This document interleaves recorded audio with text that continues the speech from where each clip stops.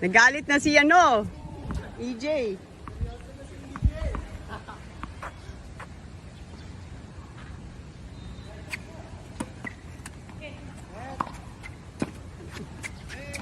Ay!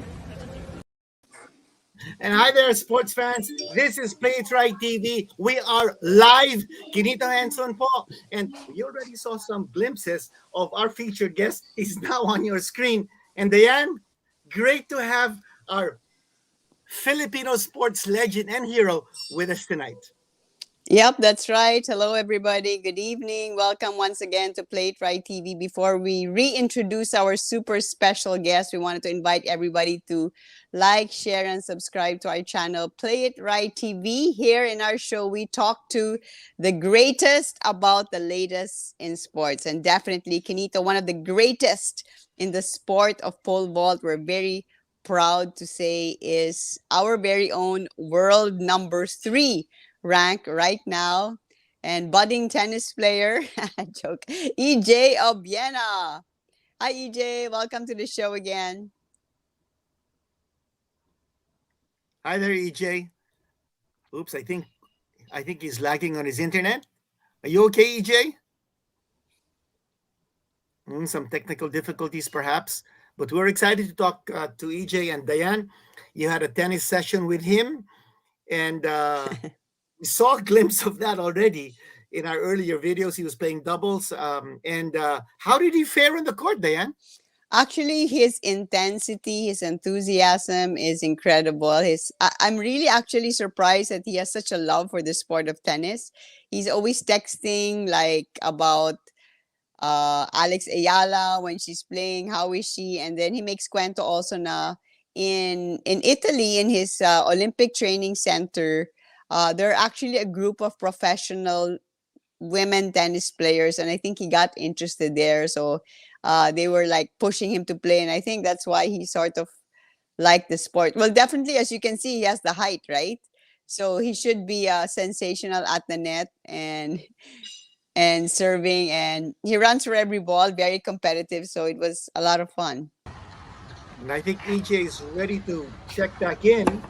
Okay, we're still seeing some clips of EJ in action. And EJ, welcome back to Play It Right TV. And you had occasion to play tennis this morning. Did you get to play Yeah. golf this afternoon? Yes, I was able to play golf. It was my first time playing golf. It's tough. It's tough. It's a tough sport. Yeah. Well, EJ, you've had how many weeks now in the Philippines? I think 2 weeks now.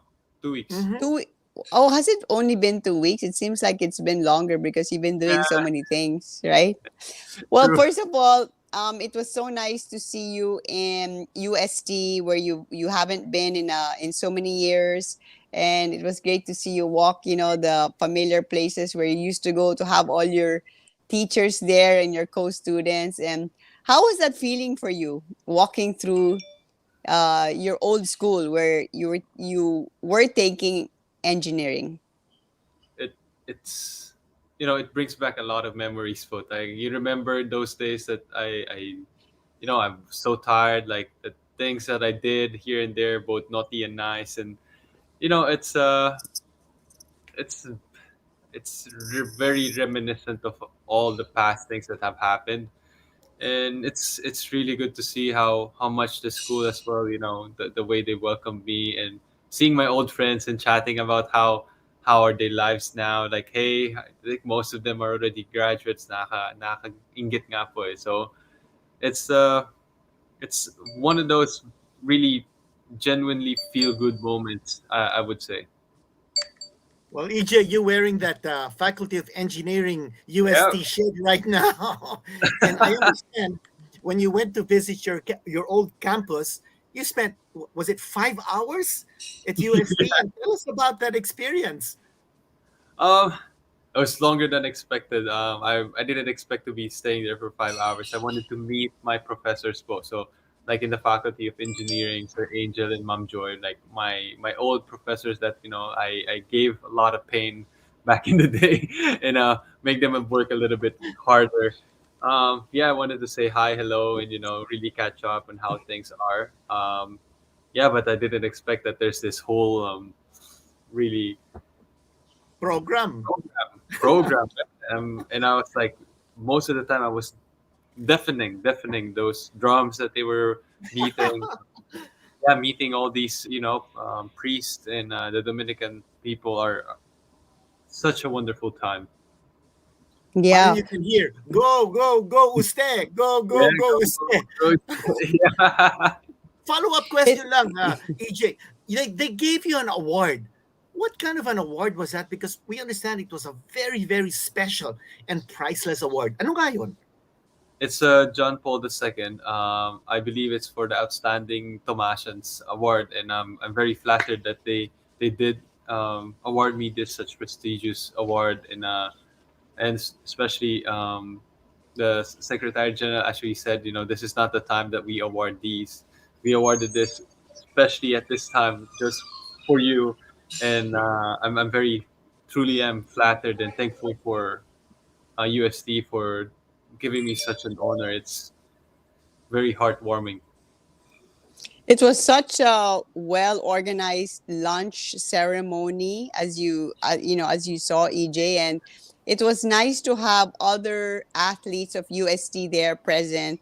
And I'm sure you were a super inspiration to them. At nakita ko nag-uusap rin kayo. So what were some of the exchanges that you had? What were some of the things that your co UST athletes were telling you? Um, well, first I was talking to my teammate that is now a coach. I was like, wow, Oh, how things have moved. I'm like, I never expected her to be a coach. She's so quiet. She does the long jump, and yeah, it's a it brings back a lot of memories that we did, and all the new young upcoming kids. I know some of them. Hackett de los Santos is part of that team, and some few that I know, Chrissy, and it's nice to catch up, and I think I would try my best to drop by to one of their trainings. We had a good talk afterwards as well. When the whole program finished, and I had some shoes and some apparels that I was able to give them to hopefully help them as well to train. But most of these kids are, yeah, it's weird na ako na nagsasabi kids, no, like these are university students today, but they are kids now. They're younger than me, but it is very heartwarming the way they congratulate me, and they said, "Oh, I want to do this. I really like this. I follow this. Do you know these athletes? How well do you know these guys?" And it's like it is. It's nice to feel and connect with someone that I this is a life that I went through, and then now I've right. connect Yeah, again. It's different. It's you truly feel like a kuya. Like yeah. I don't like to feel old, but I truly do feel like a kuya with them. Well, you're only 26 years old. But EJ, nag-umpisa na ang UAAP. This coming Wednesday, maglalaro UST versus Lasal. Alam natin, ang presidente ng Patafa, si Terry Capistrano, is the captain of the management team ng Lasal. Kung maiimbita ka manood UST versus Lasal, anong kulay ng damit na isusuot mo if you watch that game? EJ. White, neutral. wow, neutral talaga. Or I just stay at the scoreboard and look at like, oh, what's happening? Good answer, good answer. But EJ, so you're in your final year of electronics engineering, tama ba? Yeah. Electronics engineering when you took a leave, right? Yes. Years ago to pursue your pole vault. So, may plano ka talagang ituloy yung pag-aaral mo? And Yes. how or when do you intend to do this? Um, I don't know when exactly. It depends on how me and Sir Angel and the faculty of engineering would be able to manage this around. I think it depends on how slow and or how big of units I can actually take, and does it actually make sense to me for me to do it now, or would it be better to delay it and or like take the courses that I need to take? I would need to talk to them a little bit more. I would want to inch my way through it. I don't know exactly because right now my goal is Paris. It's I would not want to inject a lot of different things or new things to my program, to my regimen that I know it's working for me, and I don't want to make 2023 is not a year to make mistakes. It's a year to learn, and it's definitely a year, to gain confidence going into Paris. And right now, it's not number one priority, to be honest. But I would really want to inch my way, and I hope there's a possibility for maybe an online class, like especially now it's a hybrid classes. Maybe that Mm, would be possible. If it is, then I'll take maybe a 3 unit course or a 6 unit, just to move my yeah, progress and not be stagnant to where I'm at now. right, right. EJ, highlights naman ng visit mo sa Maynila. You've been here 2 weeks. I understand you'll be staying maybe another week more. What have been the highlights so far? Yung trip nyo sa Palawan, yung bonding or rebonding mo with your family and friends, your visit to UST. I understand tomorrow you'll be at the City of Manila for the flag raising ceremony as Mayor Lacuna's guest. And also, how has your girlfriend Caroline adjusted to, well, her, the warm reception that you received from your Filipino countrymen?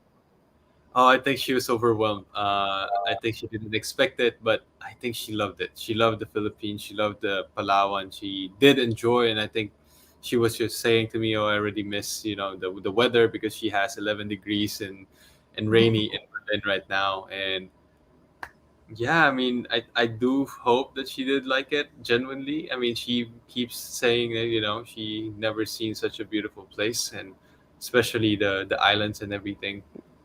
So I hope she'll be back more more times than one. Yeah, well, we're glad that you're having this sort of mini break, EJ, because your 2023 schedule is incredible. I mean, we were just going through it. I mean, correct me if I'm wrong, March, you have the World Indoor Championships. May, you have the Southeast Asian Games in Cambodia. Then July, you have the Asian Championships. August, the World Outdoor Championships. September, the Asian Games. That's true. Seriously, are you doing all of that? Um, well, my coach wants to do some of them. Not I don't know if it's gonna be all, but we're prioritizing, and especially the travel as well. It needs to be very strategic and scientific, and I think I need to have my coach and Mr. Capistrano and the Patafa and maybe PSC and POC be able to kind of work around that and revolve, because as I said, 2023 is not a year to make mistakes. It's definitely, hopefully, going to be a year that would build more confidence going into Paris. So I mean, I'm all of them are very important, and some of them I'm defending champion, so I would not want to miss them. But I'm not Mm, exactly sure which competitions my coach are thinking. These are the ones that we want to compete, and of course, it's gonna be the biggest and the most important. But all of these are very important. Well, EJ, just going over your schedule for next year, you mentioned that right off the bat in January, there will be four competitions in Europe that you will be competing in, and that will be the start of the indoor season. And then the first big event is the Asian Indoor Championships in Kazakhstan, and that will be in March. So, how are you going to be preparing for that? And you think the four competitions that you'll be having in Europe will prepare you for the Asian Indoor? I believe the 4 meets should be enough, and the plan is to have a really good base indoors, going into outdoor, because again, it's going to be a short transition because of the Southeast Asian Games. I would need to really be fit going in, and I should not be exhausted after the indoors. And the 4 meets are basically to taper and to understand my competitive skills and how am I reacting to the competition, to the changes in technique, and like all these new things that I'm trying to do. I think 4 competence should be enough to fully understand and comprehend how exactly am I feeling, how do I react, and am I adapting very well to the circumstances that I'm dealt with, enough for a championship to be efficient, effective, and hopefully be able to win. So, EJ, you've learned so much in 2022. You've achieved so much in 2022 to get ready for that season that you're going into 2023, where you say you can't make mistakes, and then you have the Paris Olympics 2024.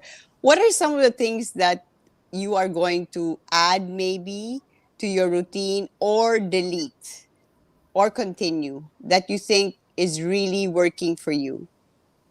I think one of the biggest change would probably I'm not gonna do two-tier competitions anymore. I think I'll stick with the higher tier. So I would Mm, not be competing the same way I competed last this year. Actually, okay. this is me to preserve myself as well, and because there's a lot of championship. If I keep competing, I might not have enough gas going into the Asian Games. I would not want that to Mm-hmm. happen because I consider that as probably second biggest competition of the year after World Championship in Hungary. So I would want to compete at the level where I need to stay sharp, and be able to work around that. My coach would be the one to decide which of the meets exactly am I doing, but 100% sure it's not going to be as much as this year. And going forward, I think we need to add a little bit more scientific tools that I already purchased before I left. I need to be more efficient in the runway, so I'm getting timing gates. It's basically a system that gets your speed in every like interval of like 5 or 3 meters. It just Mm, are you accelerating, are you decelerating, where are you peaking in that 45-meter run up, what is the best speed, where are you hitting your top speed, how exactly do you feel, are you hitting it, am I exerting a lot of effort, am I slowing down? So that's basically what that device would tell me, and as much more accurate. And this data will be able to use, and literally will be able to adjust and do specific training to correct those mistakes. And I think that's one of the biggest thing I have in my head. And in general, just be more efficient as a pole vaulter. I think I got the physical attributes enough. I just need to be more efficient and be able to translate all of that speed, all of that technique into greater heights.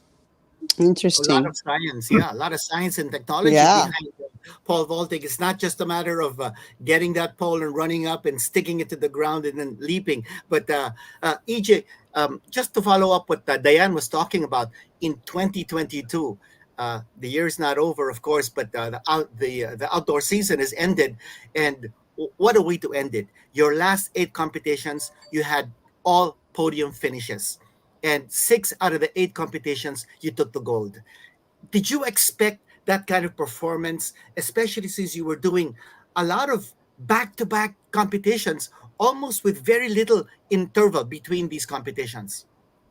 Um, I wasn't expecting to win 6 out of 8, but later part I wanted to win all. So of course, it's like it's just that athlete mindset. But going in, Vitaly was very clear that I need to feel and understand how exhausting it is to do so much competition, because next year there's going to be a lot of big championship level competition, and that's gonna take the mental energy is gonna be tough. It's tough to handle that. How am I gonna manage that? How am I gonna stay hungry all throughout this next 10 months?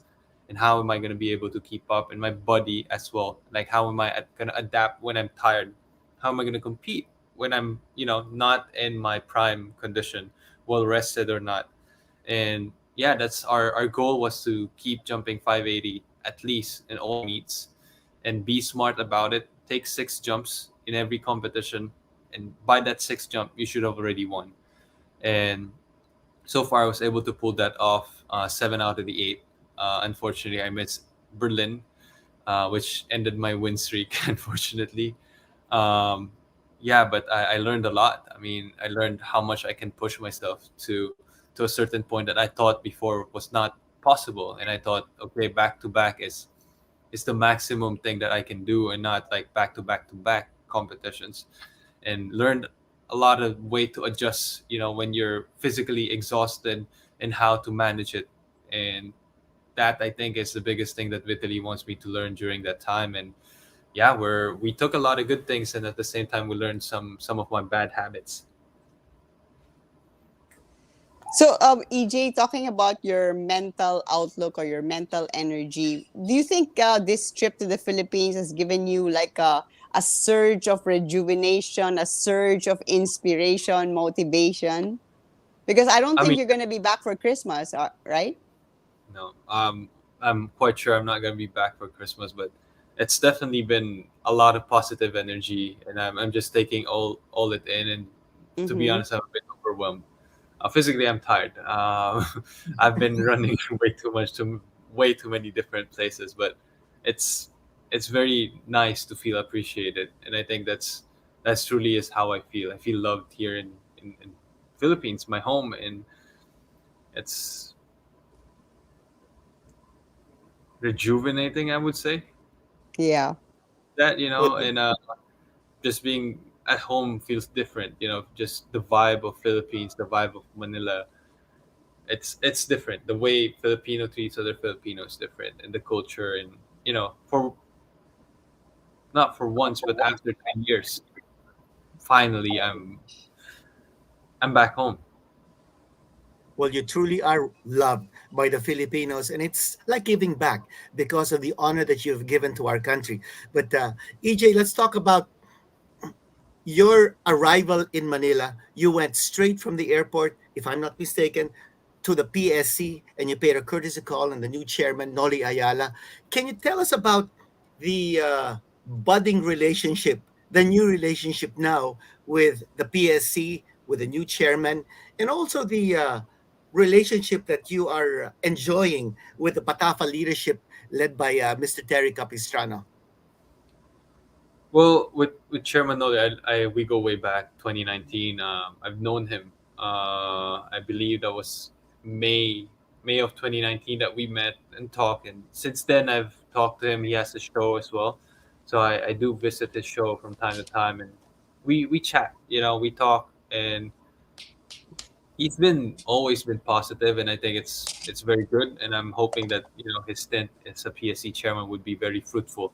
And so far, all of the things that were said were very good and very positive outlook. And I'm hoping that it materialized. And yeah, I mean, with Chairman Noli, I have no nothing, no, how do you say, No really. issues.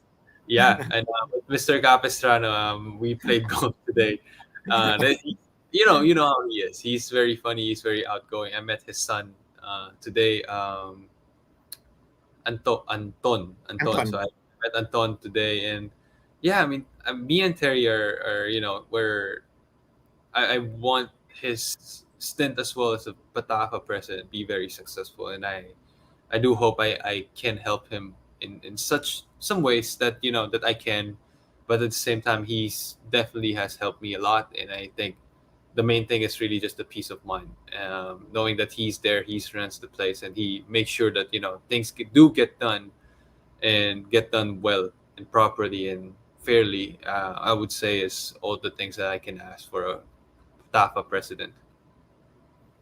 EJ, feeling the leadership of the sports community here behind you, specifically Terry Capistrano and PSC Chairman Nole Ayala, POC President Bambol, all behind you. You know that they're rooting for you. Isn't that such a big load off your back na parang, because before, when Kinito and I used to talk to you, parang mabigat talagang sobrang bigat, di ba? You have the weight of trying to excel, and then the weight of like the support and how is this gonna go ganyan. So it must be so different now. You must have a much lighter and positive feeling.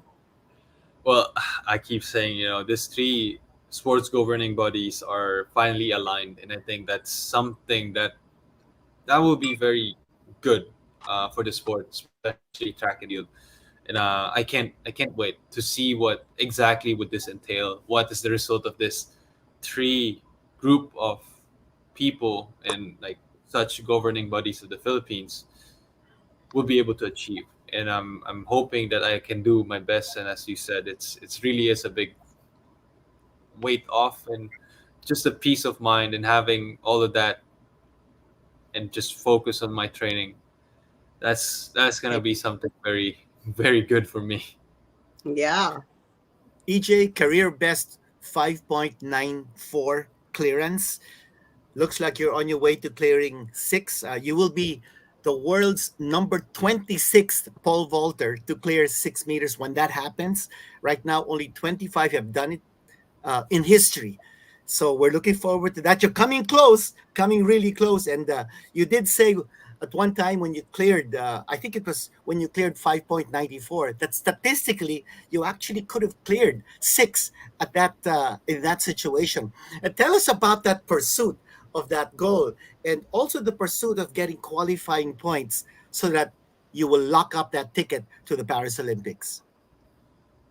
I mean, I think every pole vaulter wants to jump 6 meters. That's you making it to the cream of the crop. Yeah, like, that's the best of the best, and that puts your name in the history book. And yeah, I would want to be the first Asian to do it.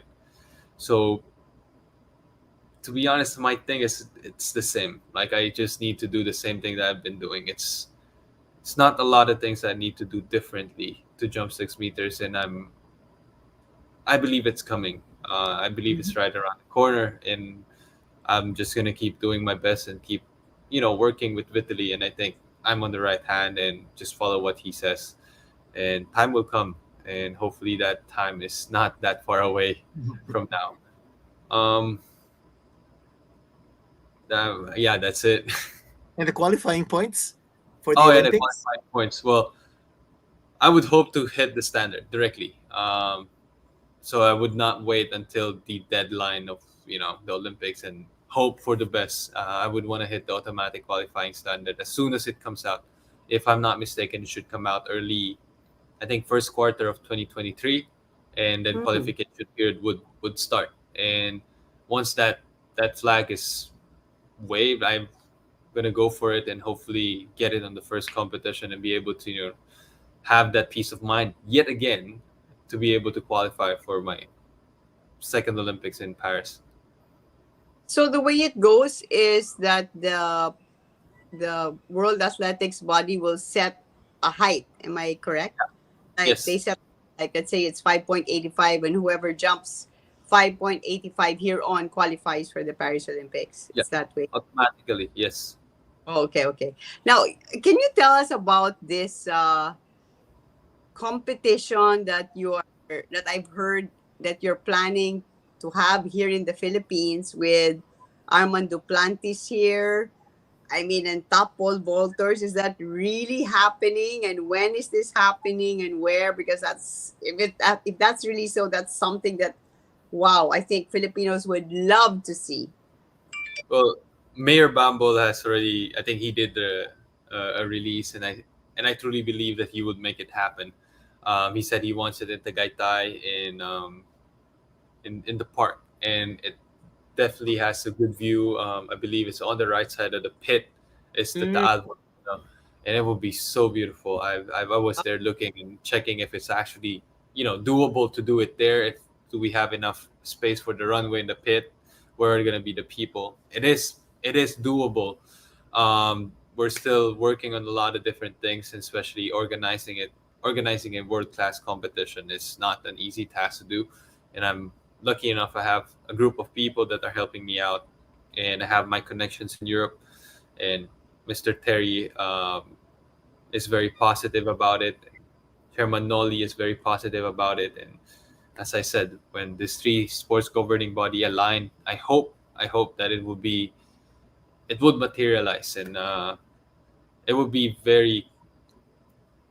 There's not a single word that I could say, but it would be beautiful, fantastic, spectacular, and exactly the Filipinos would love it. And for once, I'll be having the home court advantage. Can Kailan you kaya yun? Kailan mangyayari kaya? What's So the timing if you look at the schedule? we're looking probably after the Asian Games. That's the target date. So probably a few weeks, not maybe a week after Asian Games, and then that will be the last competition of the season for me and my fellow pole vaulters, and hopefully and probably we're gonna be going to some of the islands in Philippines and have our off season. Wow, That's Diane, that right. would be amazing. Yeah, because the Asian Games is gonna be in China. So all of them would be in China na. So malapit na dito. True, Well, except true. that Sinamondo will be Yeah, Yeah. coming from exactly. Europe, and the other guys, Chris Nielsen. But I'm sure you'll want to get what, as many as mga eight siguro yun, ano? Yeah, Eight pole I'm looking at vaulters. it. I'm still asking around if it would be a good idea to have women's as well because we do have women pole vaulters Oh, in the Philippines. We yeah. Mm. have Natalie Uy and Aliana Nicolas. So if it's gonna be like that, we're probably looking at like maybe 6 and 6. It's gonna be 12 world class pole vaulters coming in the Philippines, and Unbelievable. a good And show. tapos, Nice. Dayan, ano kaya kung during that competition, EJ will hit or will clear 6 meters in the Philippines? That's That would be unbelievable. historic. That would be a yeah. That would be cool. But I would love to clear 6 meters earlier than that Oh, though. yeah. Have you already made it, given the idea have you given them a hint of that idea? Sina Mondo and sina Chris Nilsson, sina Yeah, Tiago. yeah. Or I are already they game? talked. Well, Chris said he's coming.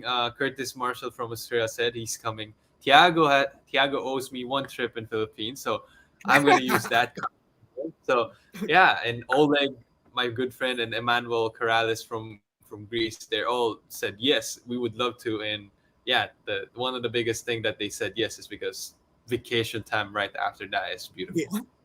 What about Mondo? He said he'll come. He'll bring his golf clubs. Oh, probably, but Mondo's a bit difficult to ask for that such a long travel, and especially his vacations are have been very fantastic. It depends on his schedule, but I hope I'll be able to convince him to travel that far for a pole vault competition. Well, EJ, Nice. we've hit 30 minutes now talking to you. We don't want to take too much more of your time, but it's been such an enlightening and such an insightful conversation. EJ, can you tell us, before we let you go, what else are you going to be doing in Manila before packing up and going back to Formia for more training? Definitely playing more tennis. Uh, Yeah. Other than that, I'm actually gonna. I already talked to Miss Cynthia. I need to do my gymnastic training, and she's providing me a coach as well. So Wow. I'm gonna go to Intramuros soon, very soon, and hopefully I'll bring Hackett de los Santos as well, and hopefully learn from the coaches, and hopefully I can teach Hackett as well the gymnastic side of pole vaulting. And I would probably need to start training next week. So it's gonna be tough balancing all those two being here. But yeah, looking forward to that challenge. And yeah, I'm still meeting a couple of people. Yeah, I still have a dinner with Terry and the Secretary General of Patapa to get things rolling. Yes. Well, it's been so nice to have you in the Philippines, EJ. Hope to see you again really soon. And congratulations on everything you've done. And finally, we were able to play tennis, and hopefully, we can play again before you go because I can see you really want to improve pala Oh talaga. yes, yeah. But I EJ, need that body. EJ, I'll teach you squash. You'll have to make some time for squash too. That'll be another sport. Let's do all that. right, all the best, EJ. Congratulations again to you, and we're happy to have met your girlfriend finally. And we're always here to support you. Mabuhay ka and more power. See you next Thank you time. so much. Thanks Thank very you, much, EJ. All the and thank best. you, All the Nina. best. Thank you. Well, Diane, another exciting episode. I mean, you can't go wrong when you're talking to the world number three pole vaulter. Yeah, I just love how things have really turned for him. So happy for his success, diba? Like so positive now, so much lighter, and I'm really excited about having that pole vault competition here, Kenito, because Oh, so am I I. think that will really, really get a whole new interest in pole Mhm. vaulting because we have a lot of athletics athletes, but we don't have Mhm. many pole vaulters. And EJ has definitely sparked the interest. But for kids to or young teenagers to see it actually and see how interesting it is, I think that's going to really inspire more of our young people to take up that sport and hopefully follow through on what EJ has started in the world of pole vaulting, di ba? Yeah, I can't wait for that to happen. And I'm sure it will. Because if you've got PSC Chairman Noli Ayala, POC President Mayor Bumble Tolentino and the Patafa President Eric Capistrano behind this. I mean, how can it not happen? And EJ Obiena is beginning to talk to all of his connections, as he said, in Europe and all over the world. Yeah, I think it'll happen. Yeah, we're so excited, Kinito. And hopefully the next time we talk to EJ, naka-jump na siya ng 6 meters, no? I, Yeah, yeah, yeah, I think it's coming, just as he said, around the corner. yeah. So go, go, go, 6 meters. Gymnastics. Can you imagine he's gonna do more gymnastics? It's incredible. Yeah, because that last move, like over the pole, is really to contort your body like the way gymnasts do. So it's not easy because he's like super tall, but if there's a will, there is a way. All Yeah, right. well, thank you very much again for all the Play It Right TV viewers and followers. Again, all of you who have not yet liked and subscribed, well, please do so. Like and subscribe and share. Hit that bell button for notifications, Diane. We're always so excited to bring new things on Play It Right TV. Yes, and please check out our sister company. They sponsor our show. They make these shows happen. Playitright.com. They have incredibly beautiful, world-class sports products in different sports brands that you love, like Asics, Mueller. It's a great place to check out some gifts that you may want to buy for yourself or your family. And they always have super sales, super promos. So please check them out. Playitright.com. Okay, well, thank you very much again, Diane. Another really exciting episode. Thanks so much. See you next time on Play It Right TV.